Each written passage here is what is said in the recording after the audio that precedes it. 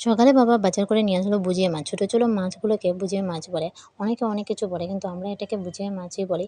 আর দেখো এখানে ভাজতে ভাজতে অনেকটা সময় লেগে যায়, কিন্তু মানে প্রচুর ঝাপড়া থাকে না, একটু তো সময় লেগে যায়। তারপরে ভালো করে মানে কি ধুয়ে নিলাম, কারণ যত ধুবে তত এই যে কালো কালো ভাব থেকেই থাকে।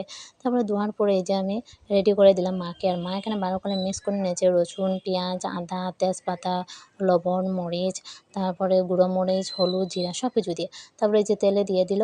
আর এটা হলো আমাদের আজকে দুপুরে খাওয়া-দাওয়া আরকি। এটাই হলে আরকি মানে দুপুরে খাওয়া-দাওয়াটা আজকে জমে যাবে। কারণ এটা না আমার সবথেকে প্রিয় আরকি। মানে অনেকের অনেক কিছু ভালো লাগে, কিন্তু এই কটুটা খেতে আমার খুব ভালো লাগে।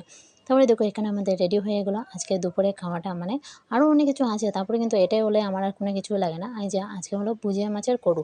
তো গরম গরম ভাত আর ভুজিয়া মাছ কড়ু হলে আর কিছুই লাগে না বন্ধুরা।